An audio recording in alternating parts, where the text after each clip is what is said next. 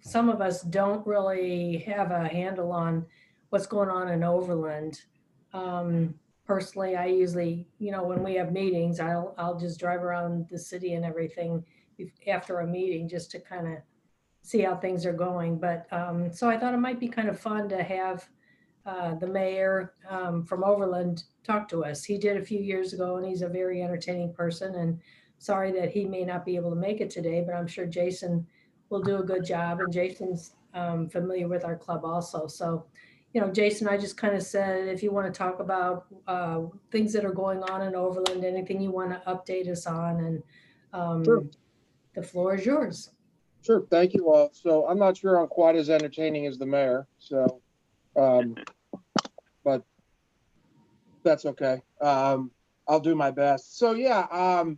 So just to kind of give everybody kind of an idea, obviously, COVID is the thing that everybody, that's instead of the weather, you talk about COVID. So I thought I'd kind of give everybody an understanding of kind of how the city has dealt with and responded to it in terms of our operations and our facilities. And then I've got some other things. So, kind of in general, we're required to adhere to whatever the county health guidelines are. So we're not exempt um, from anything that the county hands out, and we don't get to make the rules. So I know sometimes it's frustrating for folks, but it's just as frustrating for us. So currently, City Hall is open with limited access. So we now have an access system on the front door. So if you have business, like you've got to pick up something, like a permit that's done or whatever, you can come in and pick that up. We have a drop box out front of the building for plans and applications and things like that. We are open by appointment for certain things, garage sales, things like that they need to come in and get. But we've tried to really keep City Hall open and functioning as much as possible. Community development, which is in City Hall, is closed to the public, but they're still functioning. We've made some modifications to their operations during different periods, and one of the things I tell people about this is there's a lot of changes that come along, and it changes sometimes hour to hour, not so much anymore, but initially it was sometimes day to day, and now it seems to be more of a long-term kind of process. So, but with community development in the interim, we're also installing, we're making some renovations downstairs to create a more secure environment for them, putting in windows and things like that, because previously you could just kind of walk right up and be right in front of everybody. So those renovations are ongoing. You may actually hear the contractors downstairs while we're on the call. So the police department has remained open and operational, obviously.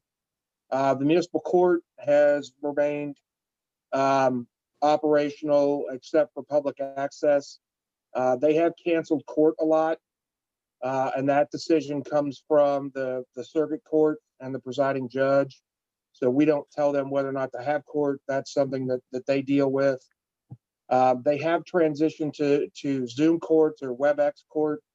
That's been a bit of a challenge, I think, for all courts in the county, as well as at the county itself. So that's been an issue, but I think they're getting used to it and they're working through it. In terms of the community center, we actually had the community center closed from March through July. And then in July, we reopened it in a limited capacity, similar to what we did at City Hall. There's actually a video access system now. So when you come up, you've got to be let into the building. And so we have it open with some limited functionality. The weight room has some equipment that's been taken out. Some of the treadmills are off limits.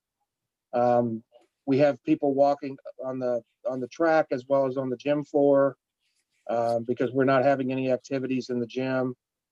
So, you know, a lot of this I think for all cities has been just kind of trial by fire, kind of decision making in terms of what we can and can't do. Um, Obviously, the street department has remained open, and the park maintenance folks have remained open. So they've continued to do their work.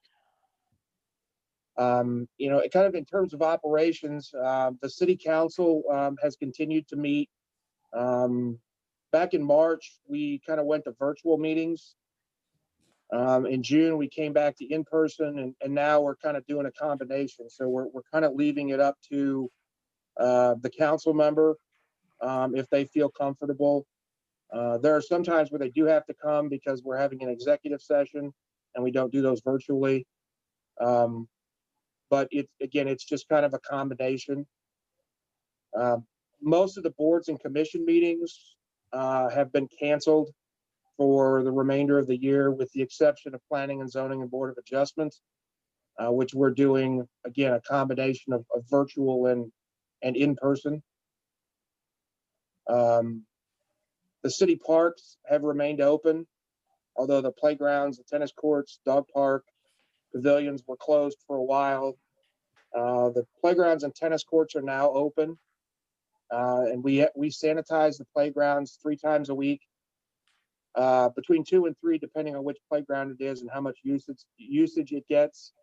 And we do that in conformance with the county's guidelines. The dog park is open, but with restrictions. So we have a limit on the number of people that can be there. We have the water turned off. We don't allow them to bring in toys. So that's the issue with the dog park. And then the pavilions are open, but not available for rent. So if somebody's using the pavilion, we're not going to run them off. But, you know, if they're just there, if they're having a meeting or a gathering, then we will, in conformance with the county's guidelines. And we've canceled all facility rentals for the year. I think one of the struggles and special events. Sorry, somebody just walked in the office.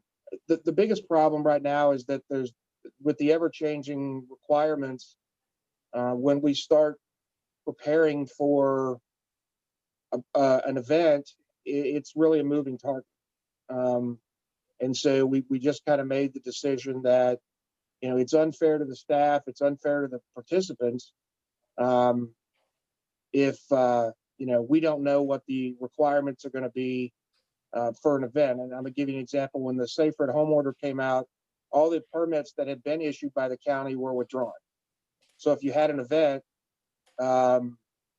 whatever permit or approval you had gotten, they withdrew. So everybody had to start over. And, you know, some of these events, you know, draw a lot of people, and it just makes people aggravated. And I certainly understand that. And so it's like, you know, why go down that road if we don't know what it's going to look like a month from now? So that's kind of the impact it's had on kind of the operations. In terms of the budget, you know, a couple of things I would say is, one is when we were working on the budget, you know, in February, March, April of this year, and we started trying to understand the impact of this, there's no model for this.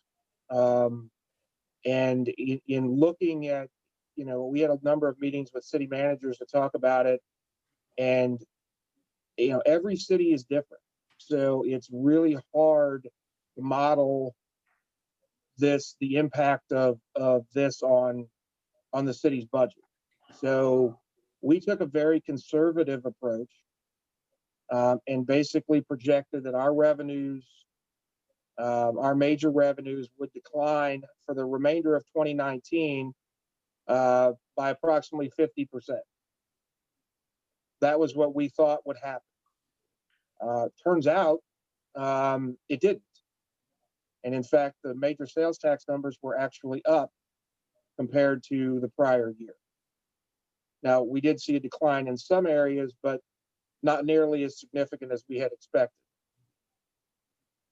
And so when we went into 2021, We took a similar approach beginning in July, where we projected that the numbers would go down 50%, but then would improve 5% every month through April, where it effectively came back to pre-COVID numbers.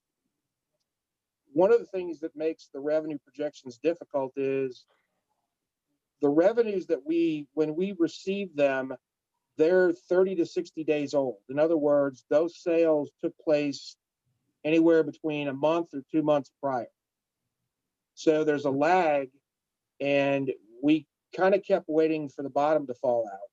And knock on wood, so far it hasn't. So far this year, our revenues have actually been higher. Like with respect to sales tax revenues, have actually been up 15% compared to where we were last year.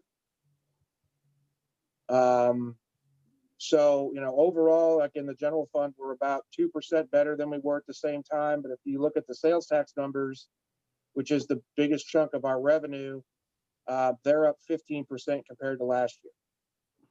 So that has been a positive for the city. And we think, based on the national data that we've seen, is that there have been kind of three big drivers to that. And they're really grocery stores, home improvement centers, and drive-through restaurants have seen a steady, if not marked increase in revenues during the pandemic. So for us, that's Schnucks, Save a Lot, Home Depot, and then all of the drive-through restaurants. And without getting into specific details, because legally I'm prohibited from conveying the individual revenues for any specific business, we've seen that here. In looking at those types of businesses, we've seen an increase in their sales. And we think a lot of that's because people were at home. They had time to do projects. They couldn't go out to eat, so they'd go through drive-through. So we think that information kind of bears out. So, our hope is that continues, or at least kind of holds steady for the remainder of the year, until we can kind of get on the other side of this pandemic. In terms of the budget on the expense side, we significantly reduced our capital expenses, like street repairs, purchases of equipment, things like that. We did some work, but we pared it back. We're now going to revisit in January some of that work, and put some of it, not all of it, but some of it back into the budget for the second half of the fiscal year. In terms of personnel, we were pretty fortunate in that the only operation that we shuttered was the community center, but we were able to use a lot of those folks to help do cleaning and other projects at the center while it was closed. So we didn't see a reduction in workforce as a result of this. And I think that's a couple reasons. One is we run a fairly streamlined operation anyway, so we don't have a lot of, ancillary employees. Everybody's, got a job and is responsible for certain things. So we don't have a lot of fluff in the budget in terms of extra employees. I mean, I know that some cities laid off, 70, 80, 100 people. And I think, unfortunately, I'm not sure all those are going to come back. But, we were fortunate, and the council wanted to do, whatever it could to try to keep people. So we forego, or, we passed on no salary increases and no cost of living adjustment or anything. And I think, at the end of the day, it's all going to work out in terms of the budget.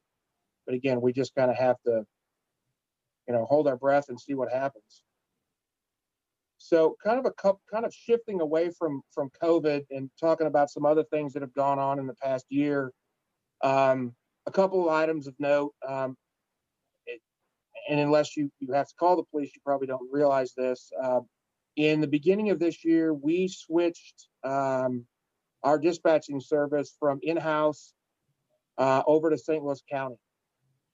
Um, we were having a really difficult time attracting and retaining qualified candidates, as cities around the country are.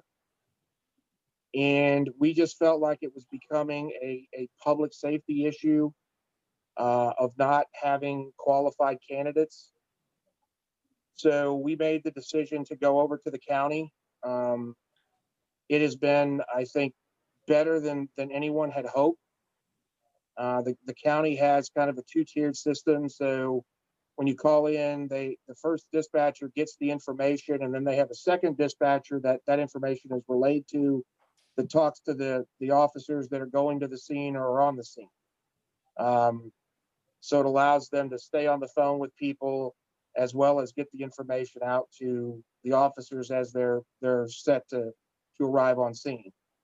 And the police department has expressed a great deal of pleasure with the way it works, um, and has not it's conveyed any concerns. We are one of 20 municipalities in the county that actually contract with St. Louis County. And I know that there are two or three others that are actually talking about it. Again, it's one of those things where there's no school for these dispatchers. So when they come here, the county has a school, but it's for their own employees. But there's no training. So you kind of take a shot in the dark when you hire somebody who doesn't have any experience, because you don't know how they're going to react. And it's a very stressful job. It's very, it can get very hectic very quickly. You've got, various situations that you deal with as a dispatcher that not everybody's, prepared or capable of dealing with. And so we just found that it was very difficult to get candidates, and we felt, again, it was in our best interest to kind of, look at some alternatives, and we looked at some other cities, but ended up, we thought the county was the best option. So we started that in the beginning of 2020, and at the end of 2020, beginning of 21, the city is going to contract out its municipal court services to the city of St. Anne. The Overland Court will still exist. We will have a prosecutor that prosecutes all our cases, but the operation will be run out of the city of St. Anne. And it's really the result of the state's implementation of Show Me Courts, which is a new court management system, as well as a lot of rules and regulations that they're handing down that are trying to create this separation between the city and the court, which we don't necessarily have a major problem with the separation, but they have some new accounting rules that run contrary to generally accepted accounting practices. And I think that at the end of the day, we just decided that it was best to kind of get out of the court business, not expend the money. And I think people don't realize that while it's the Overland Municipal Court, the city really has no authority over the court or its staff. While we select the judges and all of that, we don't get to tell them what to do. We don't tell them how to prosecute cases. I give you an example. When we were starting to close down part of the operation here, in terms of public access, the court actually had to go to the state to get permission to do it, because they have a requirement that they be open at least 30 hours a week. So they had to actually go to the state of Missouri, to the Missouri Supreme Court, and get permission to reduce access to the court. So it's not just up to us. They have their own rules that they have to abide by. So, we'll be transitioning that over to St. Anne at in the beginning of next year, probably through the end of the first quarter. And we think at the end of the day, we'll be able to maintain, if not improve, the level of service, while at the same time reducing the cost of operating the court. I've never viewed the court as a money-making operation, but the city does. If you look at it in terms of what the court brings in and what it costs to run the court, it's about $150,000 difference. So, and that wasn't the deciding factor, but it is something that the council did talk about and does, I guess, if you will, create a benefit to the city by contracting out the court. And so the last thing just occurred on Monday night. On Monday night, the city council approved a redevelopment agreement for Overland Plaza. So the intent is that the property will be sold to a developer who will then will renovate the property, keeping hopefully the major tenants in there, Schnucks and Marshalls, and bringing in some additional tenants. So there'll be some demolition of some of the existing center and construction of new portions of the center. The project is going to be funded through kind of 4 sources. The developer is going to fund about 55% of the project. The city, through 3 different incentives, is going to fund the remaining portion. So there'll be a 1% CID sales tax on all purchases made at Overland Plaza.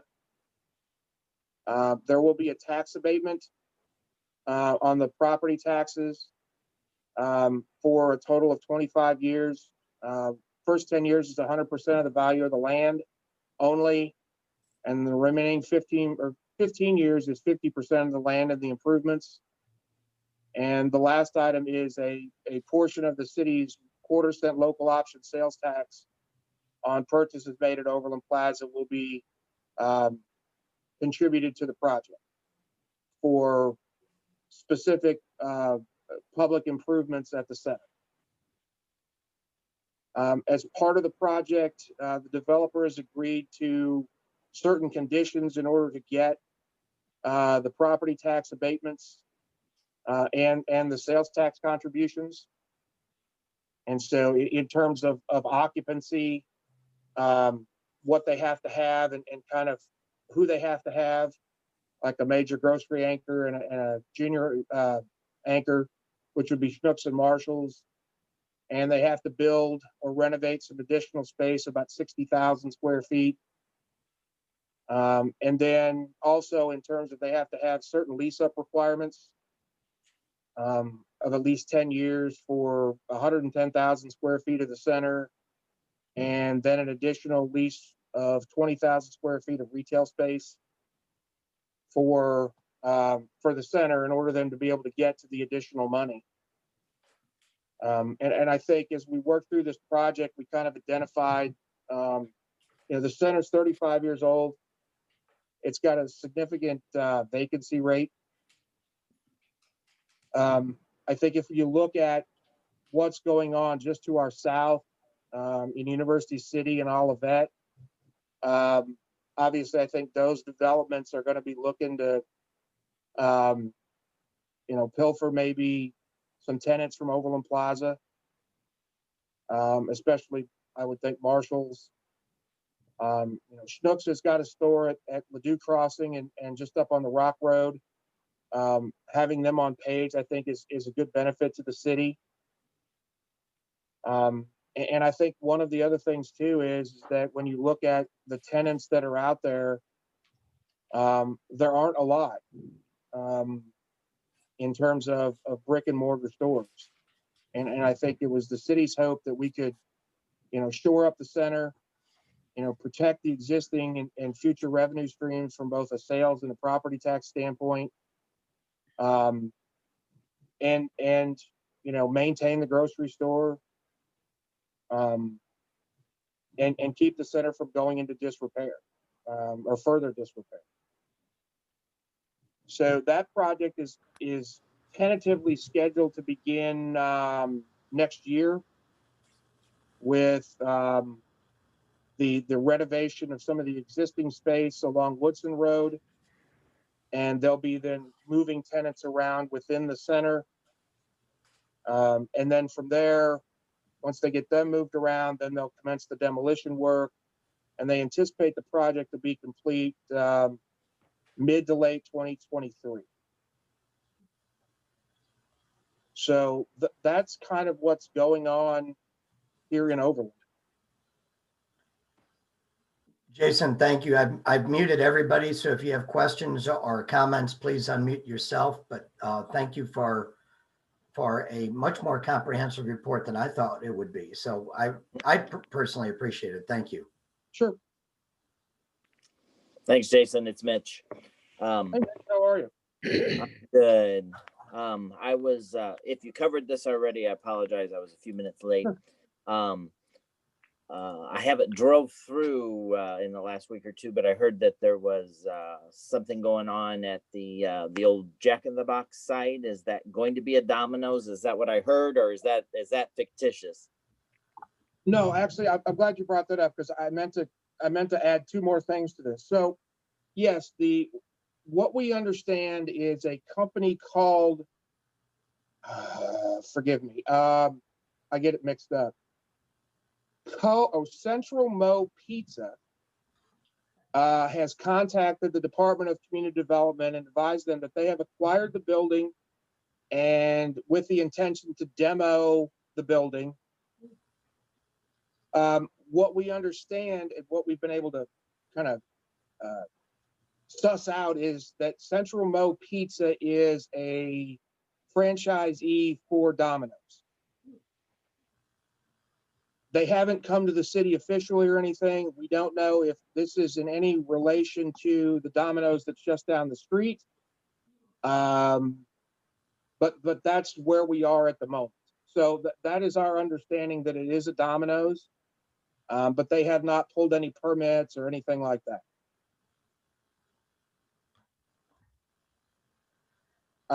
The two other things I would mention that I forgot to, and I meant to put on my list, is obviously at the intersection of Industrial and Page, they are in the process of constructing, a total access urgent care facility there.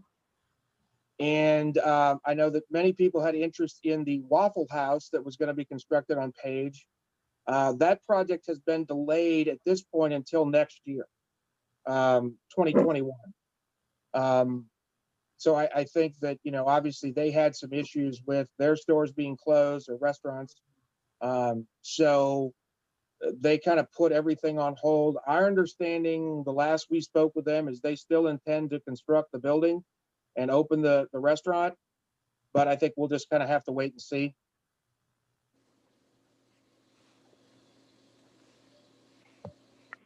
Hey, Jason, this is Brian Hercules.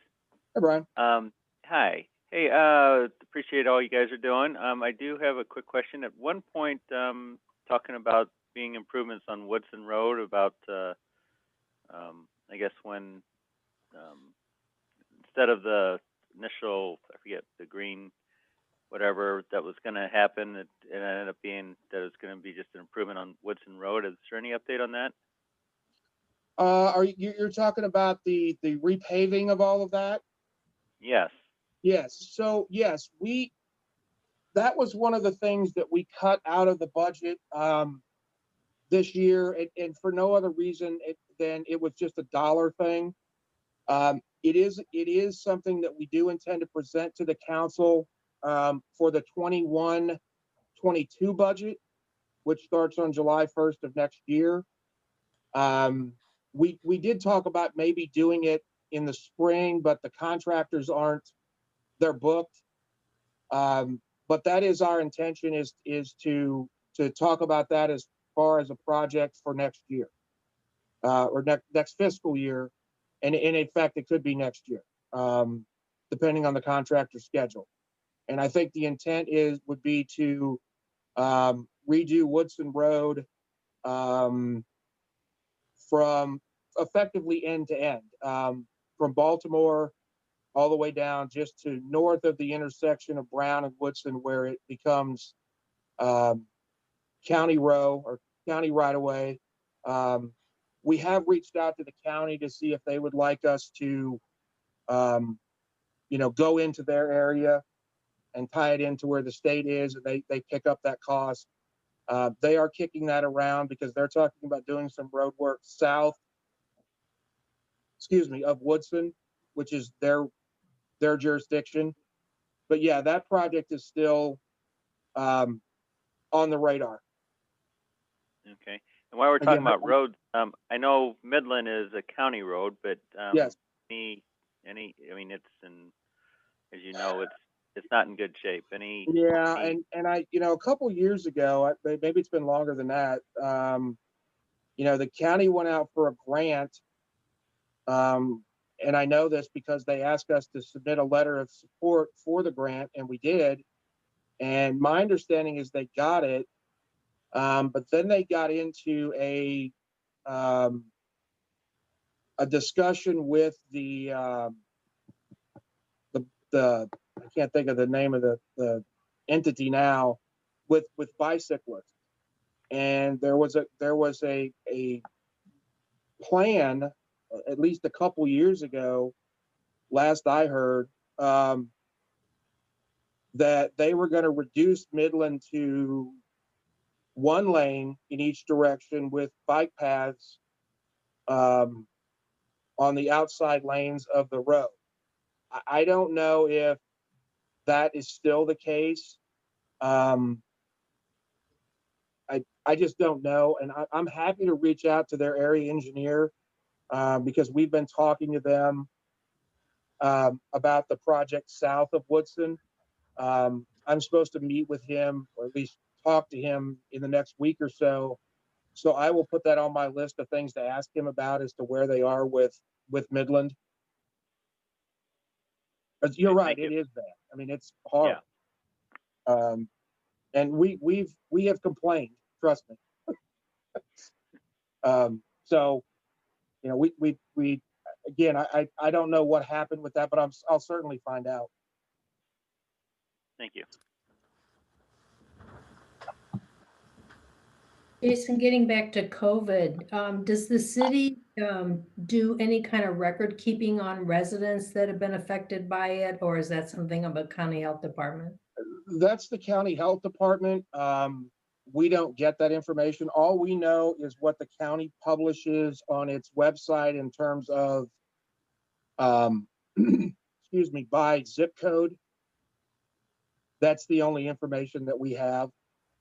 So we don't know who specifically has it or doesn't. Then that's a privacy issue. So, that's one of those weird things where, even internally, we don't, if we have somebody that has it, we don't tell the council that we have somebody that has it. Mm-hmm. This is Bob Courtney. I have a question for you. Sure. Having operated a business for 36 years and having owned the property on the southwest corner of Brown and Lackland, I'm very, very upset every time I drive by there and see this property being vacant.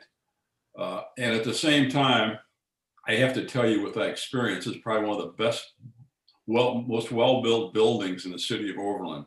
It has complete concrete construction on the, instead of steel, because of after the war. And at the same time, as I look at the county tax records, this poor gentleman that owns this property is paying something like $13,000 a year in taxes for a vacant building. And the property across the street, which is approximately the same size, he's paying 2.6 times more taxes than the property across the street. It seems to me that it would be wise for you. You're talking about giving tax abatement to schnooks in the town and country and that sort of thing.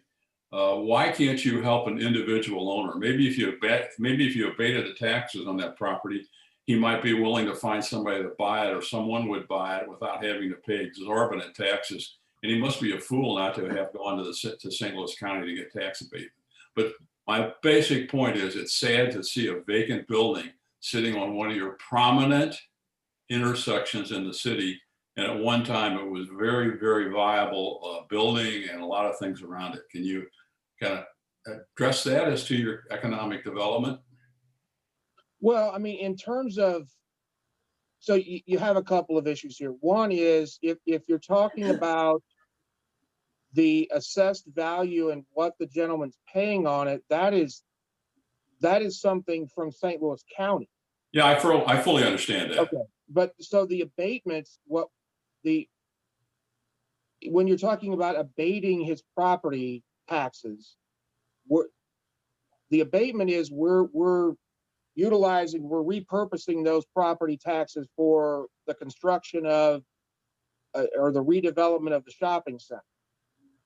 I mean, if he wanted to talk about redeveloping that building or something like that, we could, I mean, there's an abatement potential there, but we don't have the authority to reduce his taxes.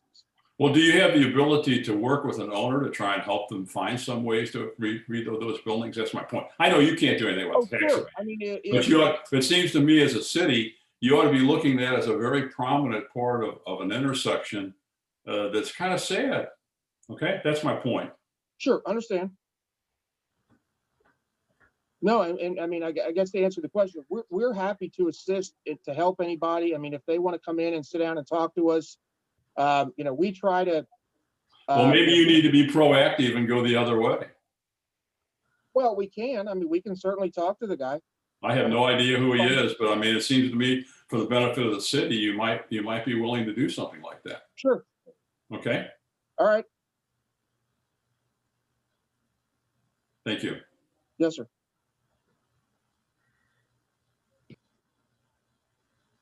Any other questions, comments? Mitch or Ann, you can run it from there. I just do the tech. Y'all are in charge of it. Well, I just want to say thank you to Jason for a very thorough and interesting presentation. We really do appreciate your time, Jason, and thanks for all you're doing for the city. No problem. It's a pleasure to join you all this morning. We concur. Thanks, Jason. Thank you. You all have a nice holiday. Be safe. All right. Thanks, Jason. You take care.